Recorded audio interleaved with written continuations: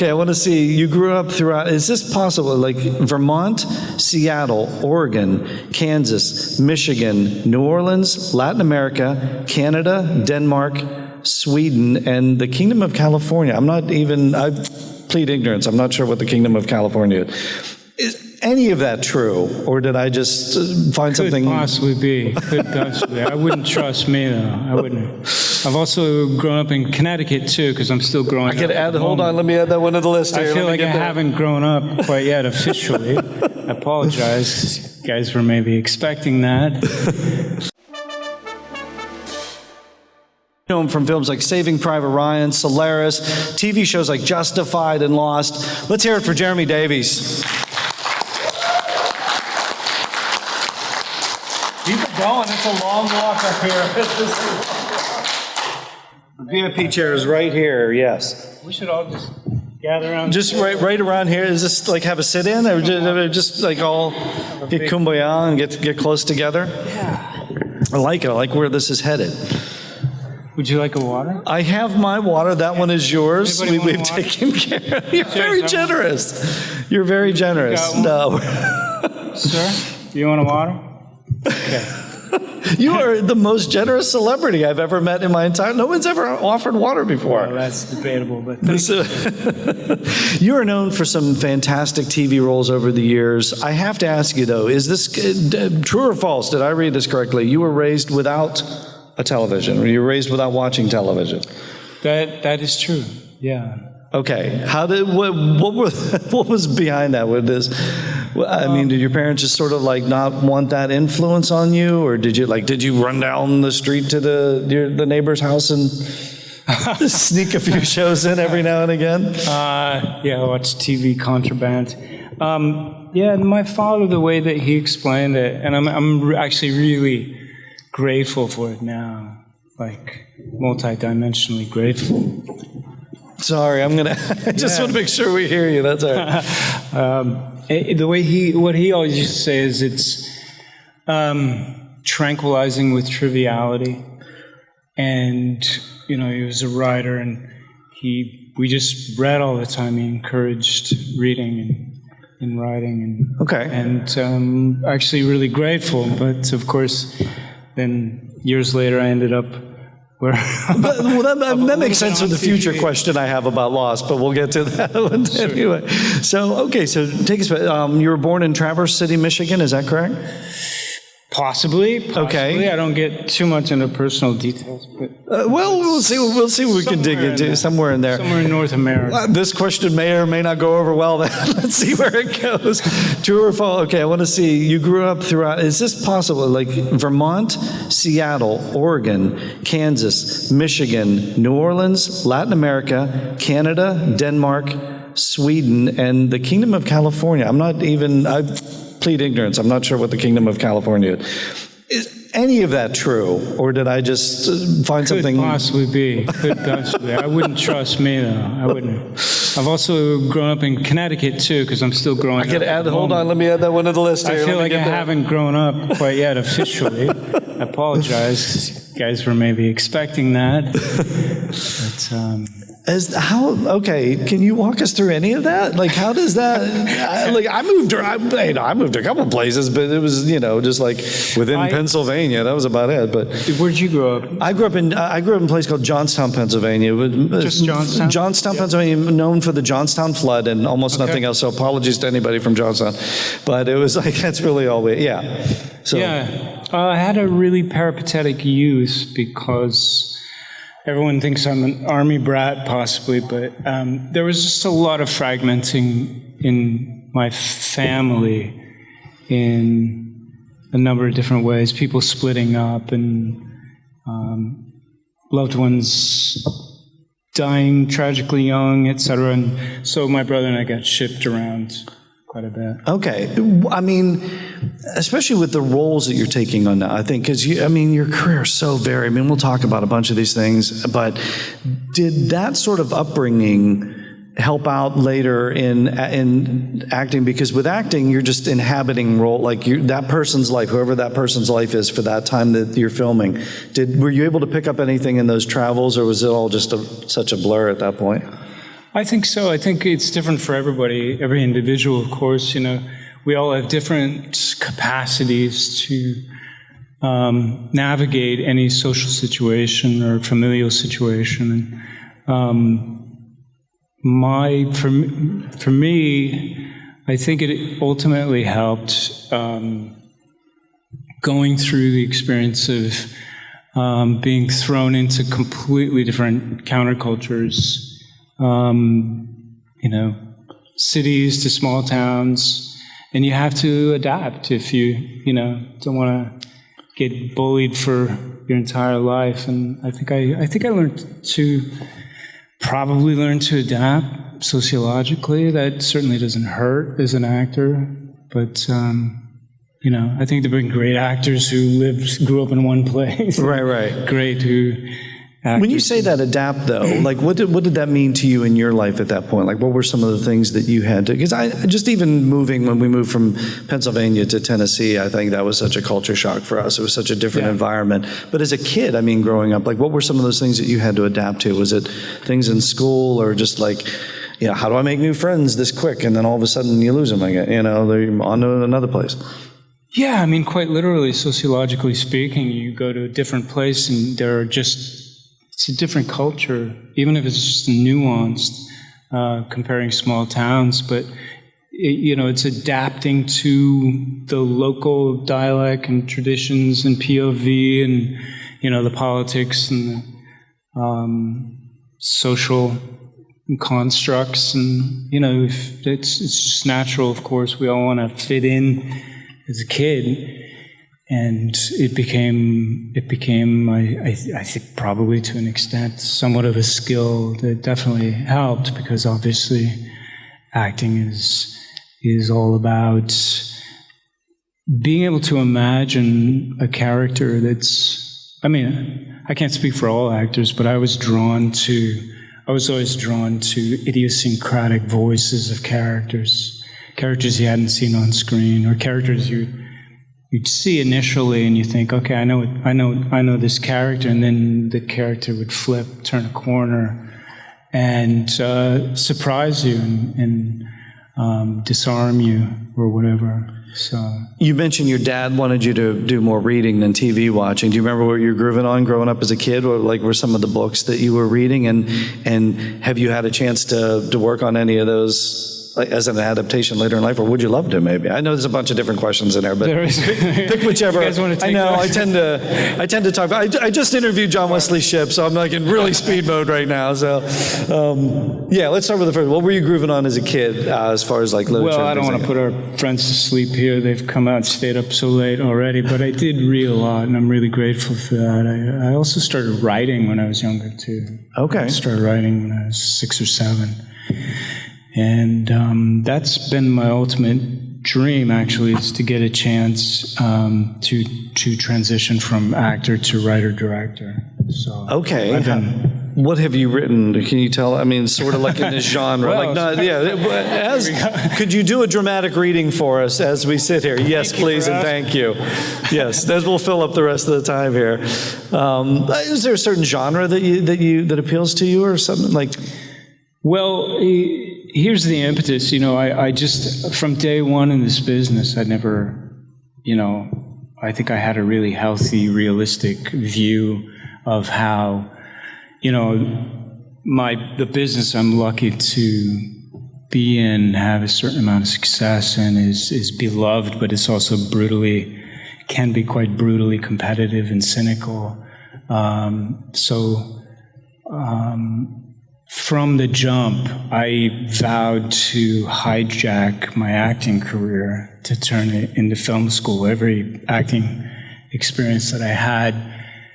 And while I was doing this, so I apprenticed myself to many, many gifted filmmakers that I was lucky to work with or meet.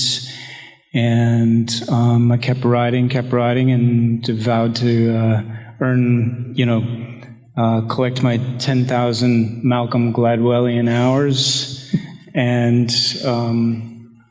my PhD equivalent after all that time to hopefully transition, And it's actually, I consider it my job as an actor to really know as much about the storytelling process and the filmmaking process as possible.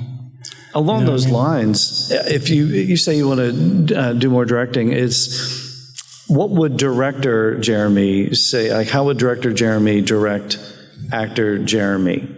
Or is that too meta? I'm sorry, I do put people on the couch here for some part of the interview. So no, you're doing great. We'll dig deep here, but maybe, can you paraphrase that? How would you, if you were directing yourself, if you were starring in a production that you were directing, what would that director think of you as the actor? What would I think of me? Mm-hmm. Boy, it's just like. We're getting polymorphously existential right now. Have you ever directed yourself in anything? This is the part of the program where you buckle up. Have you ever directed yourself?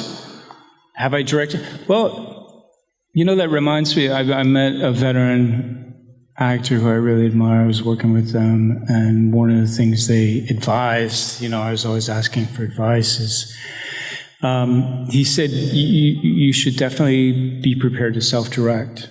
And he said he thought actors self-directed more often than not. Because, I've always been really surprised how many filmmakers, directors, really revered and accomplished in many respects, but still didn't really know how to most effectively, in my humble opinion, talk to actors. Because it's not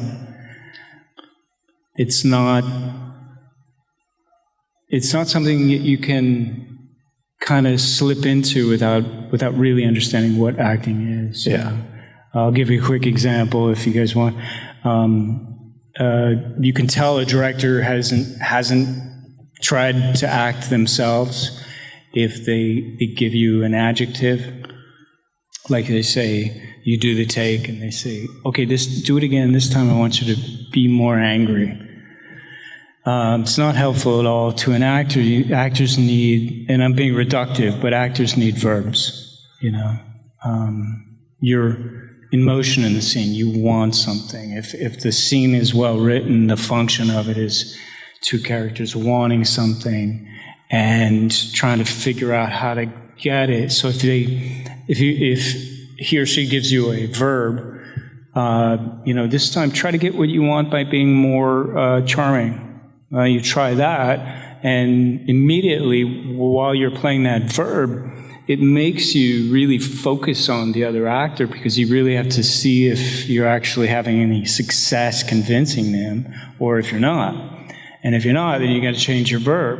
Maybe don't try to be so charming, try to be intimidating, etc. So that's a very common one that I hear a lot, is be more angry. Being more angry, it's two-dimensional. It forces you to be self-aware, and it's just one color. It's like there's no life in it. You know what I mean? The action of the verb.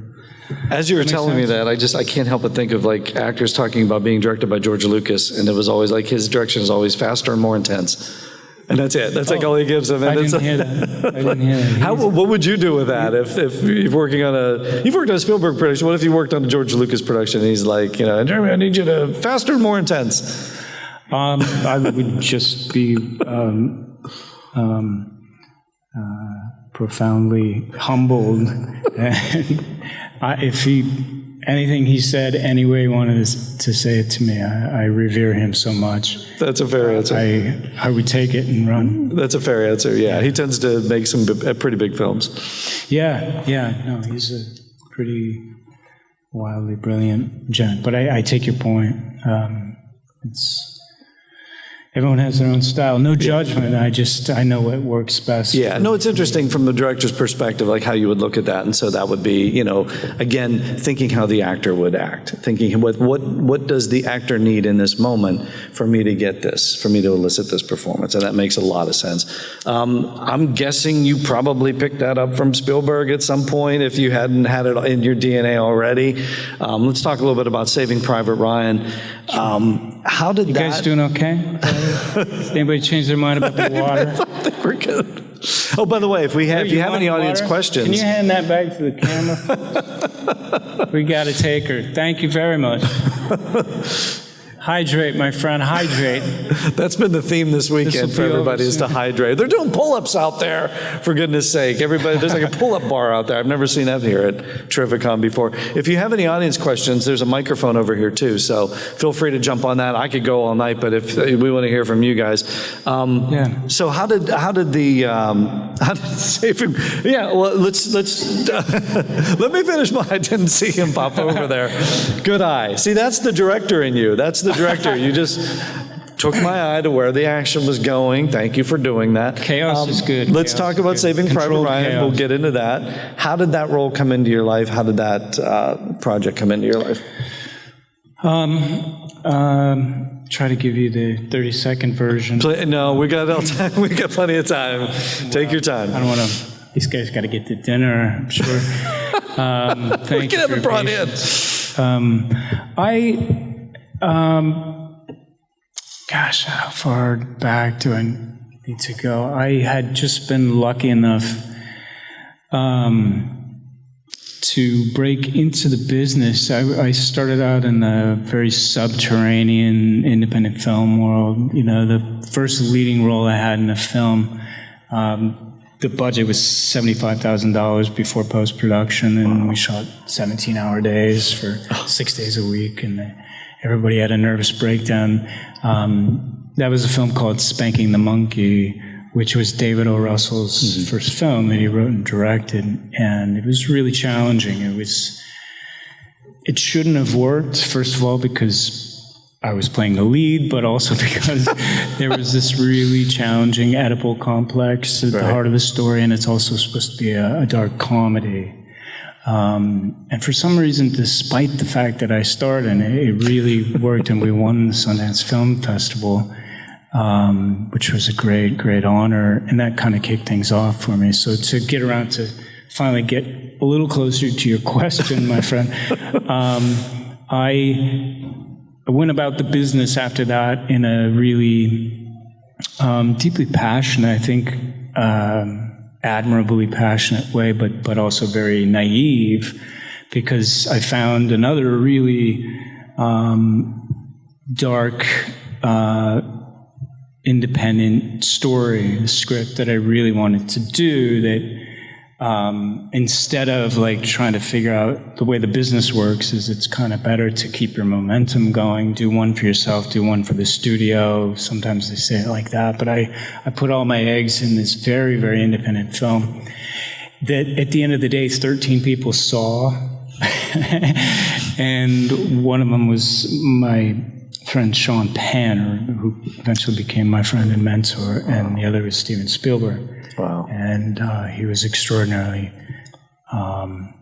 taken by my performance. I'll try not to be too violently self-deprecating, but against his better judgment, he really liked my performance in that. And it was, again, another vividly idiosyncratic character. The most idiosyncratic I've been allowed to do. You know, I set in the 1960s, very Tennessee Williams-esque, dark. I played this character who lived in a treehouse, was the son of the owner of this ranch, my mother, and I didn't speak, and Vince Vaughn is a stranger. He comes along and he kind of pulls me out of my shell. Anyway, it was a very contained character, very internal, and on the spectrum in a really interesting sense, although back then we didn't really call it that. Right. Anyway, wonderfully against his better judgment, he saw my performance in that, and then that's how he ended up becoming aware of me. Yeah, I mean, such an unbelievable flick at that time. What research did you do for the role in Saving Private Ryan for Upham? Well, one of the most terrifying things about being granted that honor of belonging to that family is like the two greatest pressures were I really was terrified of letting Steven down, first of all, because I revered him so much. He was such a God-sized filmmaker and storyteller. to me, but also I felt a really profound responsibility, of course, to the veterans. So I studied, obviously World War II, but war in general, and wanted to really better understand the psyche of what it was really like. That I think is one of the more easily genius things that Stephen tapped into in that film, was recognizing that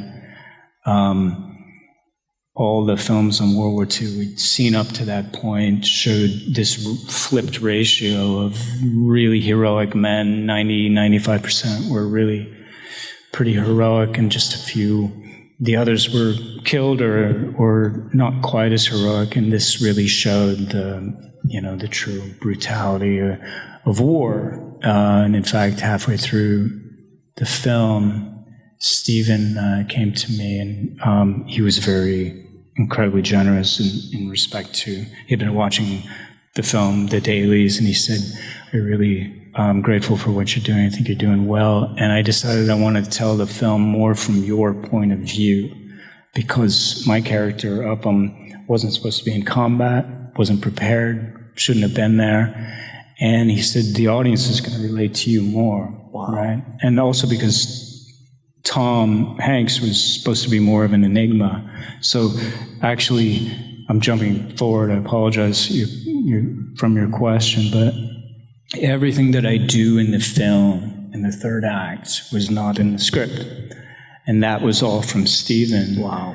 Realizing, and that was one of the great lessons he taught me. I actually, to my earlier point about wanting to transition from actor, writer, director, is I let Stephen know, I had the audacity to let him know when we started working that I wanted that was a dream of mine. And so he would often just come over and give me a little quick filmmaking lesson. And one of the greatest lessons he taught me was by showing me, but also telling me that, I remember asking him, what's the mistakes that young filmmakers make the most?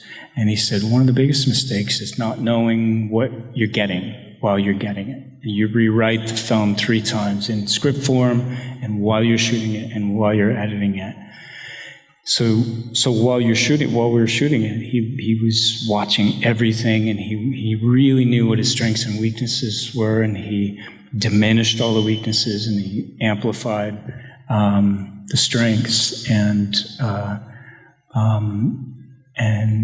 he turned that whole third act into Upham representing the audience. And, that part I did not know. That's unbelievable. I'm watching that again now in a whole new way, because I recently watched the clips again, and then you saying that, I'm like, okay, now when you just said that, I'm viewing them in a completely different way now. So wow. And one quick note on that, my friend, if I may, another thing is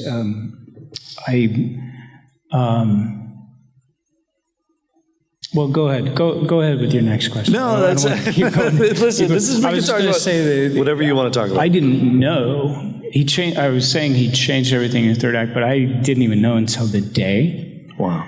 But 2 things, like that scene on the stairs. Yes. My fellow soldiers. I didn't know I was going to do that so I couldn't rehearse, couldn't prepare, and also I was just constantly in awe. It sounds hyperbolic, but I was so constantly in awe of Stephen, because even just realizing that and shape-shifting to accommodate that and amplify that strength, but also he created that scene like overnight, and to me it's one of the most allegorically moving scenes ever in cinema, because of course my character on the stairs, unable to take action.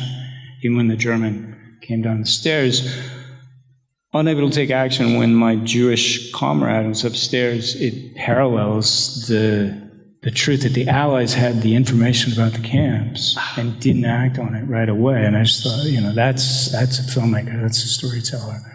I'm glad you said that, because that was one of my questions, because I was wondering how much of that was an allegory that came into that, because you watch it, you're just blown away by the scene on its own, and then you realize how much this speaks to what was happening at the time. And it's filmmaking, I think, on another level. It's storytelling on another level. And I think it works because of what Steven did, but now when you said that and you're just going into a cold and it's like, whoa.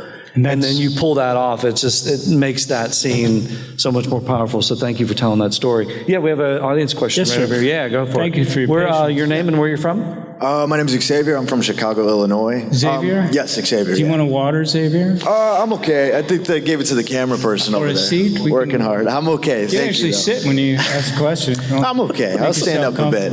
But no, I'm super interested in the fact that you mentioned directing. And I remember once being in film school, and an instructor kind of told me that it's the actor's job to essentially play the music, and as a director, it's his job to essentially play the orchestra, right? And I guess the way that I kind of relate that to what you mentioned about how you want to direct and stuff like that. When you're playing a character like Daniel Faraday over the course of multiple seasons, years, right?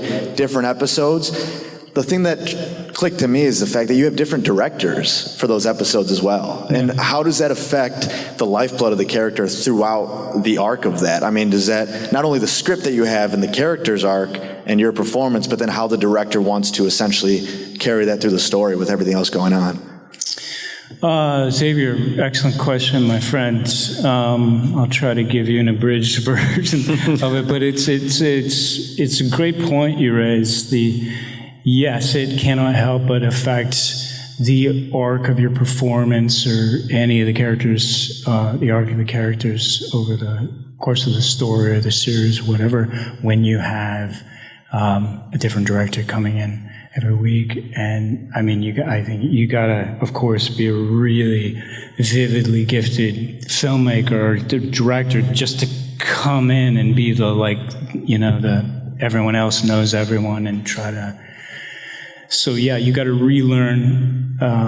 Ideally, you learn if they're open to it, he or she adapting, trying to figure out. Like, I think the best directors very carefully go around to all, speak to all of the departments, of course, but with respect to the actors, every actor has their own psyche, has their own ability to talk about what their needs are or not. So as a good director has to shape-shift the way they talk to everyone. They have to shape-shift the way that they ask for something. So if they're not able to adapt, sometimes you have someone who doesn't give you a lot, and you not unlike the actor that I quoted before, who was a veteran. You kind of have to, you have to be able to direct yourself when you're put in that position. So it is tough at times, but and I think the actors that don't handle it as well are sometimes the ones who really just try to do everything that every single director says to them, even because they just they don't want to think about challenging someone. And it's obviously very tough if a director comes over, they're very gifted, they're acclaimed, they're very accomplished, but they come over and they give you an adjective. No judgment, There's just this old school mentality, has been for, quite a while, that directors don't try acting and get to the point where they really understand. Like, they might try, they learn how the camera works. They don't do it. They're just not comfortable talking about emotion and motivation and verbs. So, they're some very, very gifted, very accomplished directors. Again, no judgment, who will do something like that that's reductive, that doesn't really help you. Like, say, be angrier, and it does shift your ability to kind of accomplish what you're saying on screen, like having developing your character in a compelling way. Does that answer your question, Xavier? Absolutely. I think you're an effective communicator. It reflects in your acting, and I look forward to seeing it reflect in your directing. So Get thank this you. man 2 waters. I just want to know who told you to be angrier. That's what I wish we could dig into that, pull at that scab a little bit. He mentioned Faraday. Is that Faraday's tie that you have on? Yeah. It is? As a matter of fact, yeah. That's the one you took? It was my tie, actually. I brought That was your tie in the show. Yeah, and I suggested it to them. Okay. So you didn't really take it. I've read that that was one thing you kept, but that was your tie. I kept it as my tie, but I suggested. So they took your tie. And they gave me, they got doubles, you have to, like doubles, triples in case. I love that. I'm literally this close to Faraday's tie. That's pretty cool. So listen, we nerds, we just love a lot of different things. No judgment. But I asked Harry Thomas this, is there, in one of the earlier panels, you've done like everything. You've done, so many different genres. We could sit here all night and talk about everything you've done. But is there a project that you've worked on that you think maybe didn't get the recognition that it deserved at the time that you're particularly proud of? Yeah, there's one I did recently, fairly recently, that I'm really proud of. I did it with my old dear friend Guy Pearce, who I've made 2 films with now. You guys know Guy, of course. I did a film in Prague with him quite a while ago called Ravenous. You guys ever heard of that? It's got a cult following now, but that's where I met Guy. And I did a second film with him a couple of years ago. It's called The Infernal Machine. And it's mainly Guy. It's hard to talk about without giving things away, but talk about how it was the most I've been allowed to shapeshift and transform as an actor, as playing a character. And if anyone's halfway interested in seeing it, I won't say what it is to give away, but it allowed me to really derail any recognizable speech pattern, for example, and my physicality was altered in a way that I've never ever approached. Through CGI, through makeup, through just physical something you did, did you go De Niro? Elephant Man. Did you go full De Niro and just like or Christian Bale? Did you pull a Christian Bale? Pretty close? It was like the Elephant Man kind of transformation, like a stage Elephant Man kind of transformation. Yeah. Oh, wow. I'm not saying the character was like Elephant Man, just in terms of the physicality. So, yeah, it wasn't CGI. But Guy is really magnificent in it. And it's really well written and directed. And I felt honored to be a part of it. Okay. But I've got to ask you about this. It's streaming on Paramount Plus right now, and Amazon, I think. Oh, it is. It is on Paramount Plus. Yeah. Okay. It's Paramount. Well, we'll go look that up now. I got to ask you. You're not really a social media guy. You're kind of a social media guy, but not really a social media guy. You did. I'm not on you did write. social Is this media at you? all. Did you actually do this? You wrote a 32-page social media post. No. That's not true at all? Not at all. I'm not on social media at all. JeremyDavies.com. That what we see on there, that's not you, that whole 32 pages of, okay. I just thought it was interesting. I looked it up. As far as I know, my website's non-functional, but I'm not into social media. We're here to dispel rumors now, so that's what I want to find out if that was something legit or not. You mentioned what you took from Spielberg on filming Saving Private. I'm sure there's so many life lessons that you learned from her. For Tom Hanks, you and the crew, were you able to take anything from him, or was that? Because I know that was sort of a, when he's on the set, I'm guessing he's almost like a de facto mentor or something like that. But were you able to take anything from him throughout your career that you've been able to use? Well, certainly. He's another extraordinary example. Just watching someone who's that in depth as an artist and that capable, and he was actually, like his character, a really natural, true leader.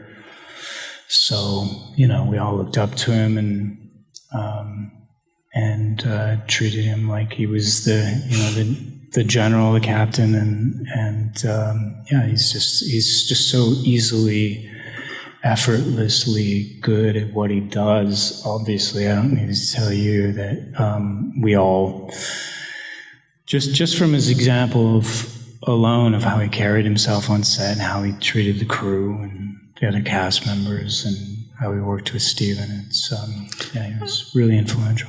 I'm guessing with a movie that intense, with everything that's going on, that, at the same time, you kind of probably lose that, oh, it's Tom Hanks, pretty quickly once you get in a set. And then all of a sudden there's just shells dropping and explosions going on. And then all of a sudden you guys are all the same at that point, I'm guessing. Yeah. I've talked to a lot of actors and who have played, let's say, unsavory characters over the years, over the course of their career, or less than likable characters.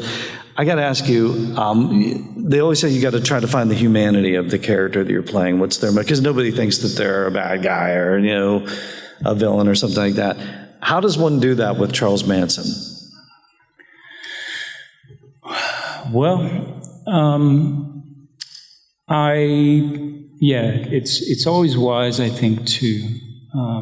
My favorite villains are the ones you just, like they say, you love to hate. Yeah. You can see the brilliance of the actor underneath, presenting this character in a way that it's almost like guilty pleasure, and you just see this magnificent creation, of something that's living and breathing. It's not two-dimensional. Manson was, I transcribed every interview that he ever did, and I, typed it all up, and I divided, he did like 30, 40 hours of interviews, and I categorized everything. I broke things down into different categories. The way he talked about this, the way he talked about this, his favorite sayings, his jokes, whatever. That really helped me build more of a 4 and 5-dimensional character, because when you feel the way someone is capable or incapable of expressing themselves, I just, you as an actor you find things that you resonate with, like his ability to communicate. It's undeniable. He was a really remarkable communicator. He was really, when you convince people to do the things that he convinced them to do, like it could have been quite an asset in his life. He was actually a pretty good musician. He had a chance to kind of, get in the door. There are a lot of things, and if you come from a position where you understand like where he came from and the abuse that he went through and how he developed these skills, but then it ended up, going in the direction that it did, I think it helps ground. I think it's really dangerous when actors read a script and think about a character and you see them on screen, you can tell immediately that they're judging the character, that they themselves, like that there's a separation, that they're like their psyche is fighting, split, like it's almost like it's human nature, I think, for many of us to kind of want to put the energy out to others to communicate that this is how I feel about this person or this group of people. It's almost like projecting that. When people are like quick to diminish another person, to badmouth or whatever, I think it's the equivalent on screen when you see an actor who's like, oh, I hate this guy, I gotta play him, but I'll play him as this person that I can't stand, that I don't like, and they end up coming across repellent, But you have to honor your audience by bringing them into the story, bringing them in and making them feel this 4-dimensional character, and identifying with them. The key is you want to be able to empathize with the character, but not necessarily sympathize. Like you wouldn't do some of the things you do, but you can empathize. You're grounded, and everybody understands emotion. Everybody understands the same experiences, and I think it's much more powerful when you see someone like Manson and you go, well, he's not that different than my crazy uncle or my brother, but he did that, and it's almost more powerful, and you see him more as a monster because he doesn't seem like a monster. Right. He seems quite charming. Yeah, especially when he's like writing Beach Boy songs and you know, doing things like nobody thought, and then all of a sudden the switch flips. Yeah, that to me is much more interesting, and I think it's much more interesting for audiences. Does that make sense? Yeah, the way you phrased it too is perfect. We have another audience question over here? Yeah. Yep. Hey, my name's Mark. We met earlier. We met earlier. I haven't talked into a microphone in a long time, sorry. I could ask you a lot of questions. Thanks so much for doing this.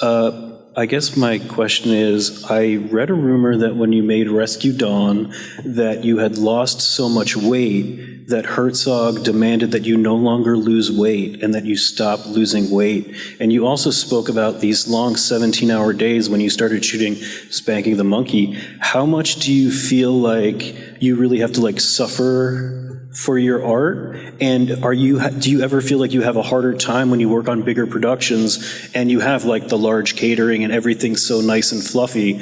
Do you like revel in the grime of roles, or does it not matter if you have like a star-studded production? Do you have a harder time getting into the character when everything's so nice and comfortable, I guess is my question. Oh, great question.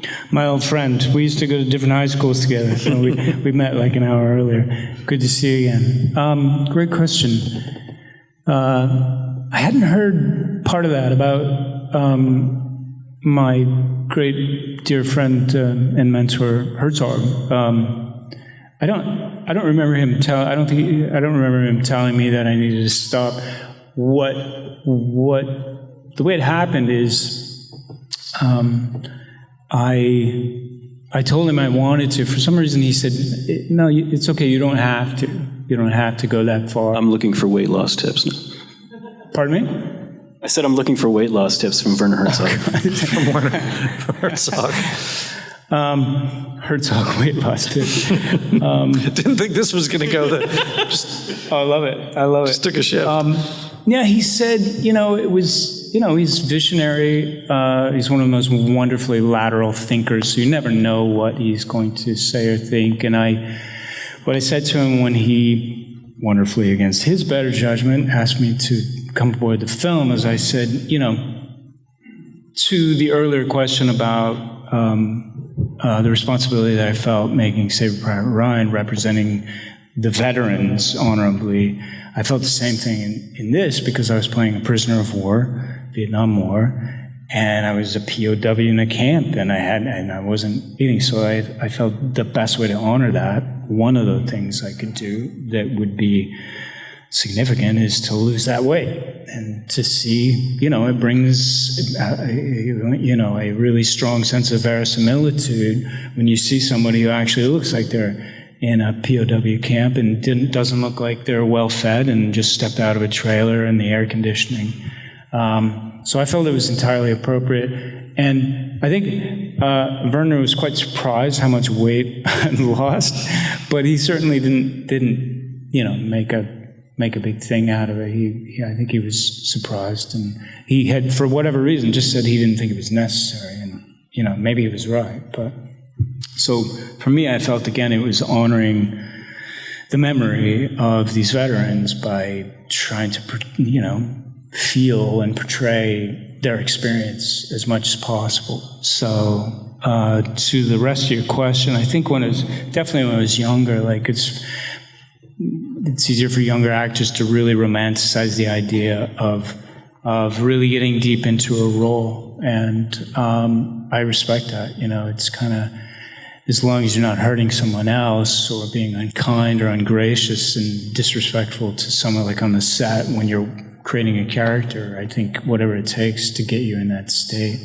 One note I will add is, and I say this as a caution to young actors, like there's this feeling that early on that to play like a tortured character, like a James Dean, that you need to drink alcohol and smoke cigarettes and beat yourself up, and I think that's completely misguided and totally just doesn't serve you. You got to be like an athlete to be a great actor, a really effective actor. You got to, just like an athlete, you really be careful what you eat and when you eat it. You don't eat any kind of meal right before you shoot any scene, or at least an important scene. You got to be ready to give 100% in that tiny window during the day, which you have no control over. Like, you'll go in the morning, you're supposed to shoot a scene in the morning, and you have no control. Filmmaking can be so chaotic and takes so much time to set up the camera and the lighting,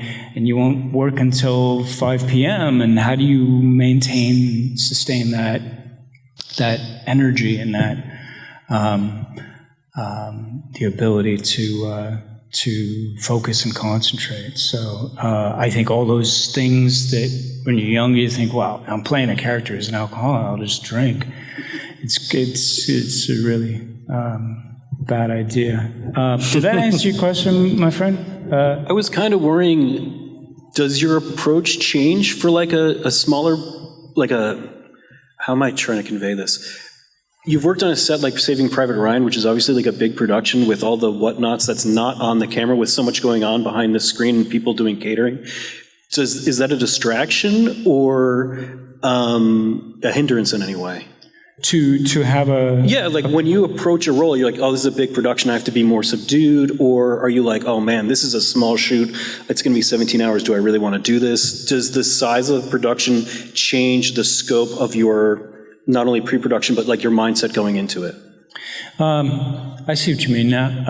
I like to think that you got to honor the role if you're on board, if they've got $2 in the budget versus, 200 million or whatever. It's your job to like really present a character as multidimensional as you can, a character that serves the story, a character that is ensemble strengthening, regardless of, like I said, I started out in the deeply dark subterranean independent film world where, Spank the Monkey, to give you another example, we shot, as I said, for $75,000 and 17-hour days, 6 days a week. And we also shot, we were shooting on film, but we were shooting on short ends. If you've ever heard of that film, old school film, the mag runs 10 minutes, and all the film productions that had big budgets would, they'd shoot 8 minutes and like pull the mag off because they didn't want it to be interrupted in the middle of the take, and they just like throw that aside and sometimes throw it away. But we shot Spanking Monkey entirely on short ends. So virtually every time we did a take, the film would roll out and everyone would have to pause, and while they reload the camera, and you lose momentum, and but anyways, whether you're doing a film like that or something more on the size of Saving Private Ryan, I feel it's your job as an actor to just bring it and not shape-shift how you portray the character or how much effort you put in the character based on, the money and the budget or the size of the crew or does that answer it? I want to close it out. We're at a comic convention. My show is called Comic Book Central. I've got to ask you a comic booky nerdy question as we're closing out on a couple of genre projects. Oh, and we got one more after that. Your time in the Arrowverse. Can you give us a story about your time in the Arrowverse working? Why don't we take this question? Grab that one. Sure. I was just wondering if you could comment on a film that I feel is underrated, not talked about a lot. I think it was unfairly compared to a classic.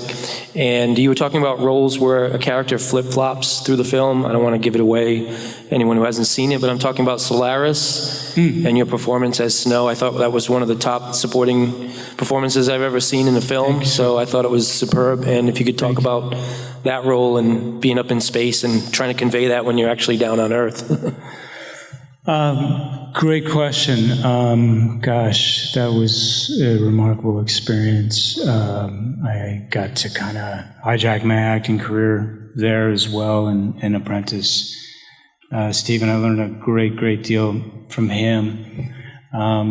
It was a really, I would say, of course, I'm going to start out violently self-deprecating, but really that's a classic example of like, look at that cast, man. They made me look good, and it was kind of hard not to look pretty damn good when you're surrounded with these remarkably gifted people, like my friend Viola and George. And but I learned a lot from just observing Soderbergh and how he communicated with his crew and how he delegated things that he should delegate, and rather than try to take everything on and micromanage, I learned a lot about what's really important to focus on and what you don't want to waste your time focusing on in terms while you're putting a film together, and just trusting your department heads and your crew, and it was it was a really beautiful experience across the board. Really grateful to have found myself stowing away on board. You know what I mean? But thank you for the question, my friend. Do you have any other quick questions? No, I was just curious about your time in the Arrowverse as Dr. John Deegan. What are the questions you have? I had a great time there, but I wasn't really there that much. There were really gifted people in that too. I'm just conscious of not repeating myself here. There's a lot of really, really gifted people putting all that together, and it was an honor to be part of it. But no, I just wasn't sure if you were a comic booky guy, or if you read, if that was part of like the literature that you read growing up was comic books or not. And for Lost, we love the character on Lost, but do you have any questions? I know there were even the producers said that we would set up storylines that we knew were never going to go anywhere, and as you get to the end, there were so many unanswered questions. Did you have any unanswered questions about Lost that you'd like to have answered if the producers were here? I would paraphrase it, my friend. I would put it a different way. What they did, I mean, everything about these writers were, I don't need to tell you, just like top flight. They're the masters of this business. We were lucky to get this wonderful stable put together by JJ and the others. These magnificent showrunners that we had, and when they started off writing, it wasn't that they didn't know, they were okay weaving it, kind of like The Stand in the beginning, but they did, I think, quite wisely decide at a certain point that we should figure out where we want to end so we can start moving and figuring out the structure of that. So in the beginning, I think there's a lot of really inspired and unforgettable chaos in the story, and you could just feel this beautiful lateral thinking, this incredibly imaginative writing and storytelling that they were doing, and going in all these different directions with these wonderful characters. So I really admire how they started out so successfully with so much chaos, not knowing it, and then figuring out where they wanted to end up, point B, the arc of that overall story, and moving toward that. So it's an unbelievable series, and you're unbelievable in it as well. What's next for you? What's coming around the corner? What can we look for? The only thing I can tell you about is I just shot the sequel to The Black Phone. So The Black Phone 2, we shot in Toronto for 5 months, and it was a really wonderful experience. Yet another example of, if you want to be successful in this business, surround yourself with really brilliant people.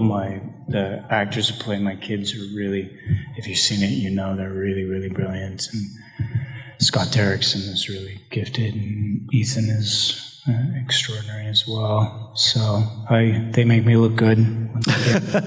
Well, you make a lot of the projects look good as well. Jeremy, we're going to look forward to that and everything else you've got going on. Continued success. Thank you. Enjoy Terrificon. Thank you for being here. Give it up, everyone, for Jeremy Davies. Thank you, guys. Thanks for coming out. Anyone want one last water? Thank you, guys. Hi, this is Aaron Ashmore, and you are watching Fandom Spotlight. Be sure to like, share, and subscribe like now. Oh, and have fun and follow your fandom.